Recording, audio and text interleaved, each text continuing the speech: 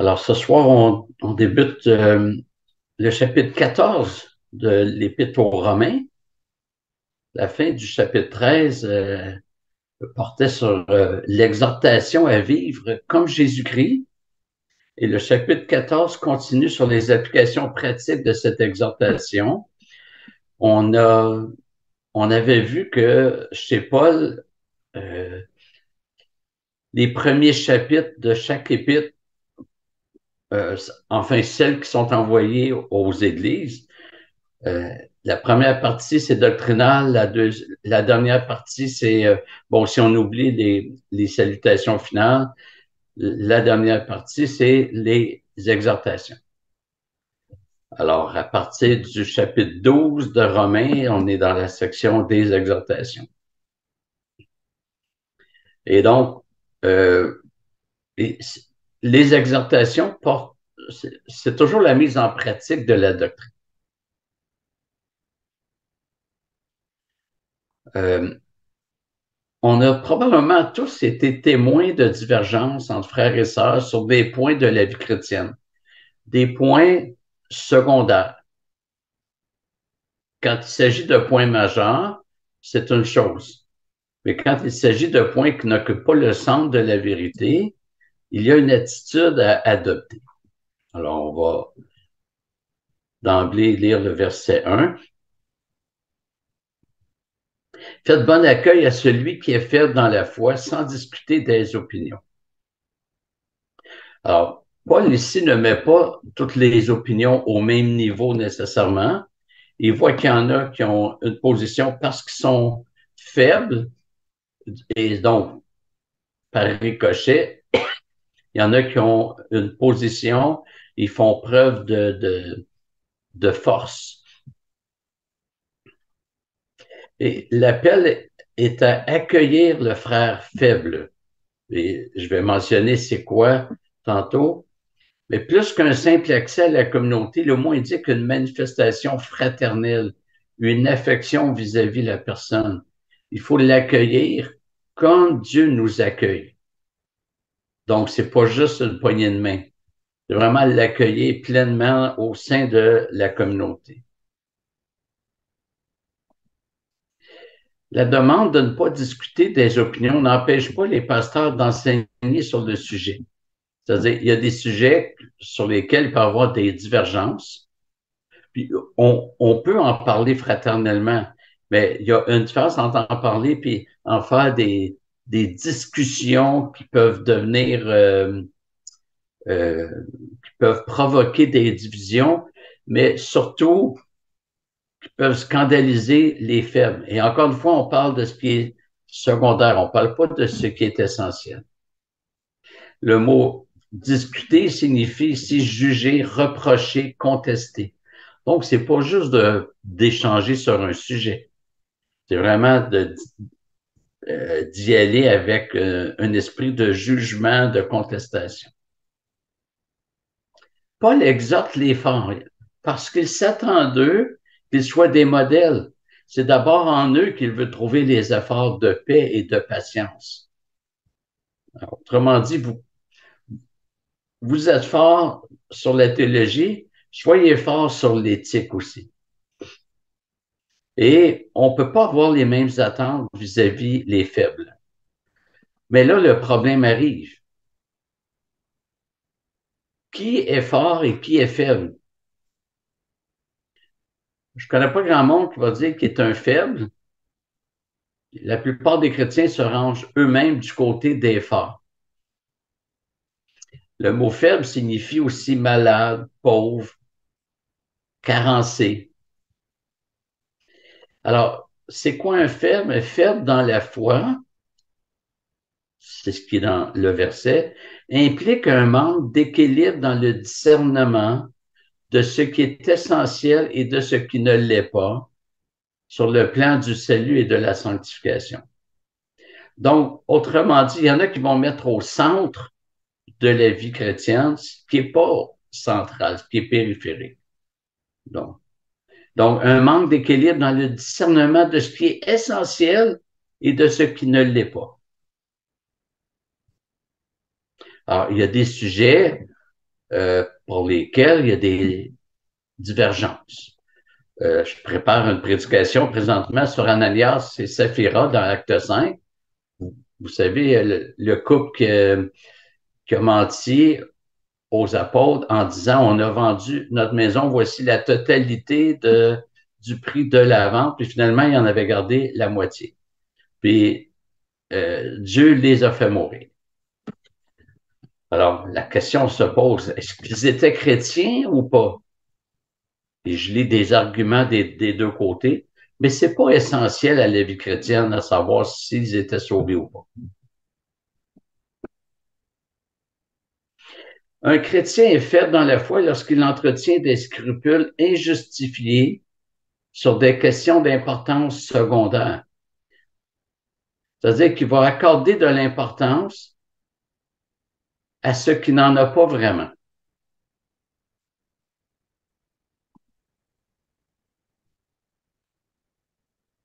Le théologien Charles Hodge a écrit que le sens de l'expression est un faible quant à la foi. C'est-à-dire, c'est pas tant sa foi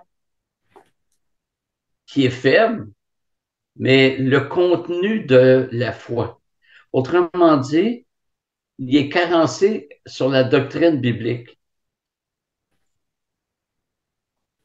Il y a de la difficulté, il connaît pas trop les règles d'interprétation. Alors, il fonce, puis il tient à ça. Alors, c'est quelqu'un qui est mal affermi doctrinalement. Dans le contexte de Romain, il s'agissait probablement d'un juif converti qui avait encore des scrupules concernant le fait de manger de la nourriture non cachère ou encore de travailler le samedi. Il est possible, un peu comme l'apôtre Pierre le ressentait, que certains juifs craignaient d'être corrompus au contact de païens convertis. Et on va voir dans le chapitre 15 que c'est un peu cette situation-là qui a mené à la rédaction de l'Épître aux Romains. Donc, le faible, c'est le chrétien qui a la foi d'Abraham, la foi qui justifie, mais qui n'en tire pas encore toutes les conséquences qui font partie d'une vie dans la grâce et la liberté de Jésus-Christ.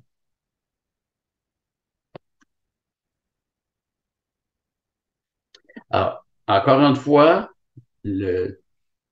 quand Paul dit de ne pas discuter des opinions, c'est de ne pas commencer à amener de la contestation, mais j'ai entendu ce verset-là cité dès qu'on parlait de théologie. C'est pas ce que Paul veut dire ici.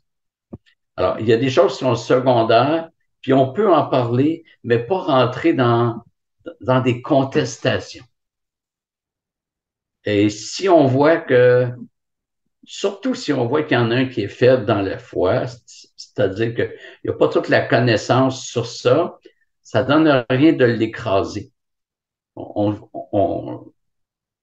va plutôt être en scandale face à lui si on fait ça.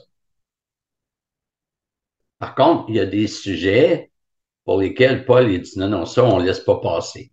Les Juifs qui voulaient imposer la circoncision aux chrétiens d'origine païenne, en se disant s'ils ne sont pas circoncis, ils ne sont pas membres du peuple de Dieu. Ben là, Paul a écrit Galates au complet pour régler cette question-là. Puis dans Acte 15, ça a été le sujet du concile à Jérusalem.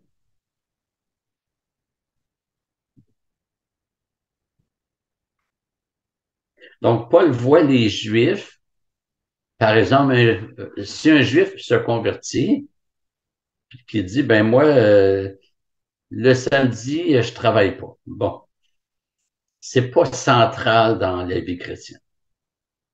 Alors, faut attendre qu'il progresse dans la connaissance.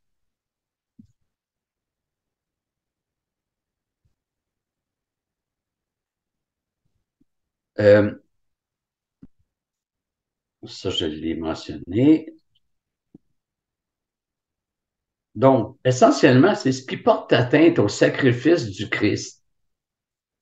Ça, on ne peut pas laisser passer. Mais ce qui est des modes de vie, vous savez, j'ai connu quelques Américains qui sont devenus pasteurs ou missionnaires en France. En fait, j'en ai connu trois. Puis, les trois m'ont dit, et ils ne se connaissaient pas l'un l'autre.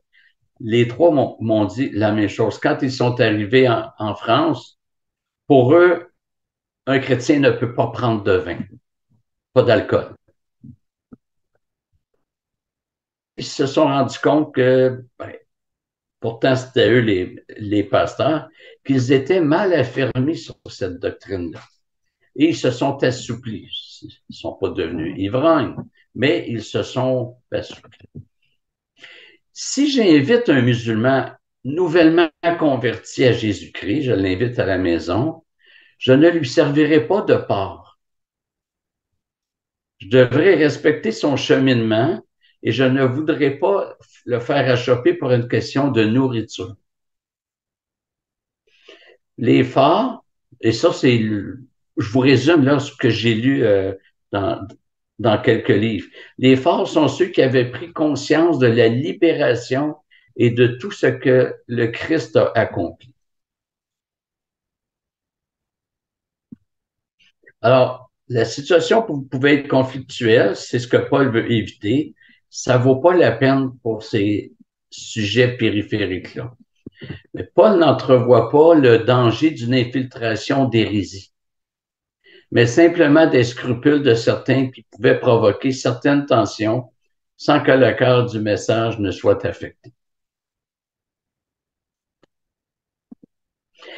Mais il semble que la plus grande menace ne résidait pas dans les divergences de point de vue, mais dans la façon de cohabiter avec ces divergences-là. Et le message de Paul, c'est qu'il y a une façon de vivre ces tensions de façon harmonieuse. Il y a place pour une tolérance, une patience sur les choses secondaires.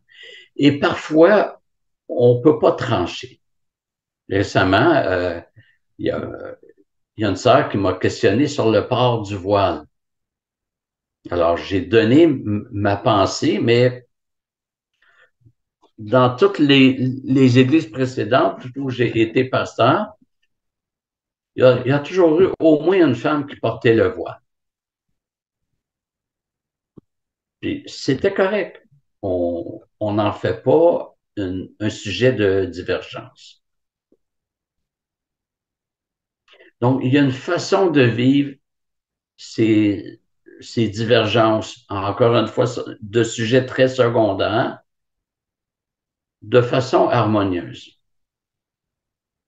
Et il y a une place pour la tolérance et une patience sur ces choses-là. Paul aura recours à deux situations propres au contexte de l'Église primitive, la viande et les fêtes. Plus loin, il va parler du vin, on y arrivera. Et Paul demande d'accueillir ces personnes.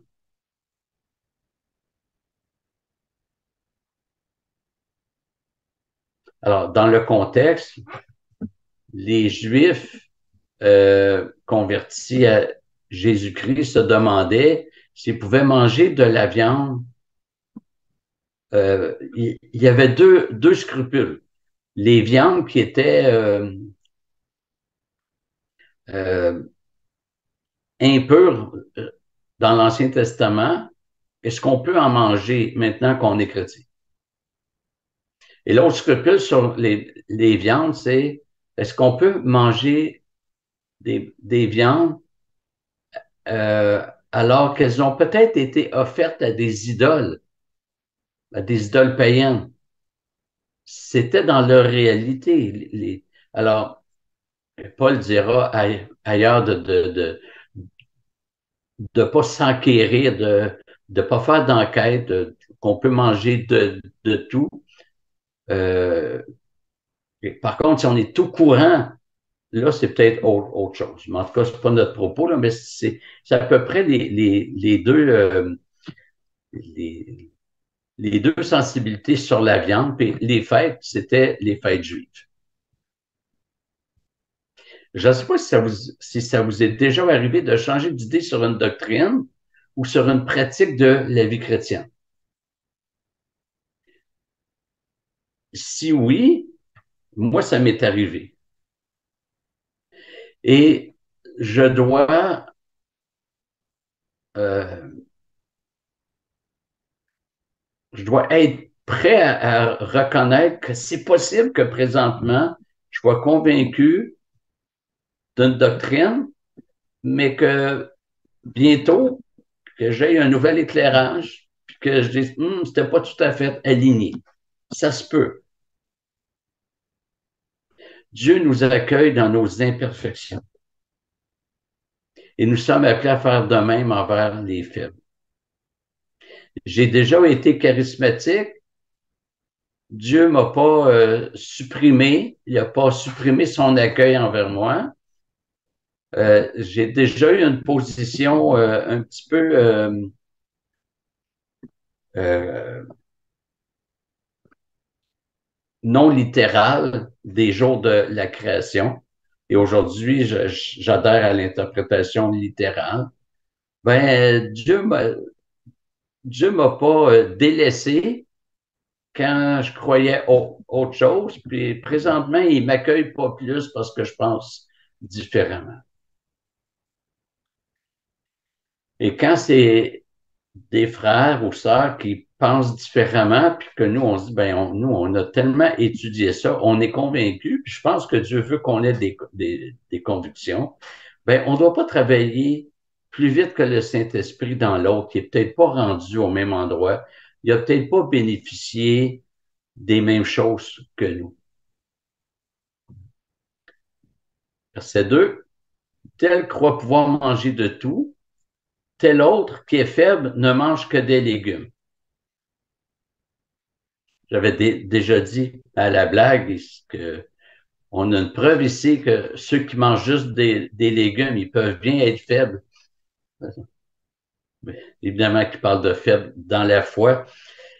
Euh, donc, c'est clair ici que celui qui mange de tout, donc ça inclut la viande, c'est le fort dans la pensée de Paul, puisque celui qui est faible ne mange que des légumes.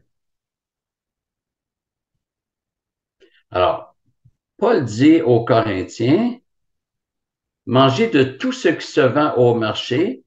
Et dans le texte grec, le mot marché, ça a surtout le sens d'un marché de viande, ce qu'on appelait dans mon jeune temps une salaison.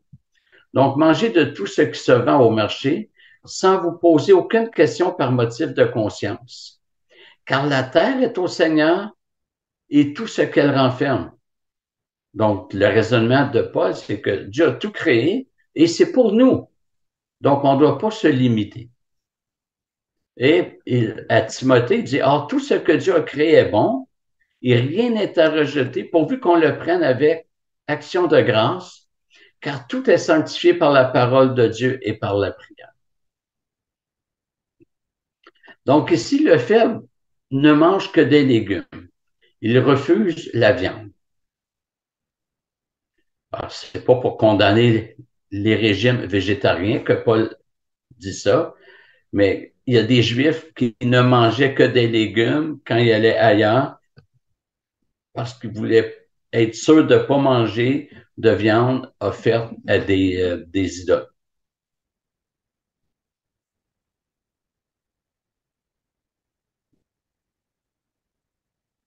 Comme j'ai mentionné, il y a des viandes qui étaient interdites dans l'Ancien Testament et certains Juifs convertis au christianisme refusaient d'en manger.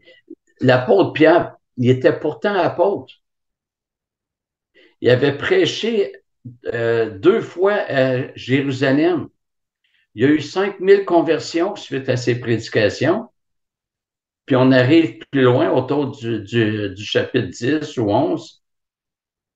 Puis Dieu doit amener Pierre dans une vision, la nappe qui descend, sur laquelle il y a plein d'animaux purs et impurs. Et Dieu dit, tue et mange.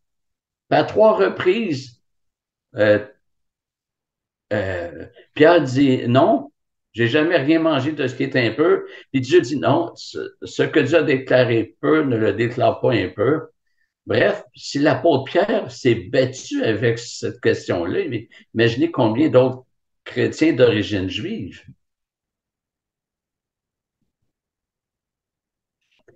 C'est possible que certains chrétiens aient pensé qu'il valait mieux ne manger que des légumes, tout comme les premiers hommes. Il y a un commentateur qui propose ça. Parce qu'on voit à la création, Dieu dit, voici que je vous donne toute herbe porteuse de semences et qui est à la surface de toute la terre, et tout arbre fruitier porteur de semences, ce sera votre nourriture. À tout animal de la terre, à tout oiseau du ciel, à tout ce qui rampe sur la terre et qui a souffle de vie, je donne toute herbe verte pour nourriture. Il en fut ainsi. Au début, autant le régime des hommes que le régime des animaux, le menu était le même pour les hommes comme pour les animaux. On ne mange que des végétaux. Ce n'est qu'après le déluge que les choses ont changé. Dieu dit à Noé, vous serez un sujet de crainte et de terreur pour tout animal de la terre, pour tout oiseau du ciel, pour tout ce qui rampe sur le sol et pour tous les poissons de la mer. Ils sont livrés entre vos mains. Tout ce qui rampe et qui vit vous servira de nourriture. Je vous le donne comme je l'ai fait des végétaux. Alors, il y a peut-être certains chrétiens qui se sont dit, vu qu'on vu qu'on est pardonné et vu qu'on est une nouvelle créature et qu'on n'est plus que le Christ a effacé les effets de la chute, eh bien, on doit retourner comme avant. Ce qui est un faux raisonnement parce qu'on ne retourne jamais comme avant. D'ailleurs, Jésus a mangé de la viande. Pour célébrer la Pâque, il fallait manger de la viande, puis il a mangé du poisson aussi. Alors, pas. Pour moi, c'est une erreur doctrinale, mais c'est possible que certains chrétiens dans l'Église primitive aient pensé ça. Alors, on va s'arrêter ici. Alors, je vous laisse sur votre appétit. Et puis, Dieu voulant, on va se revoir la prochaine fois, évidemment, Dieu voulant. Alors, merci de votre attention.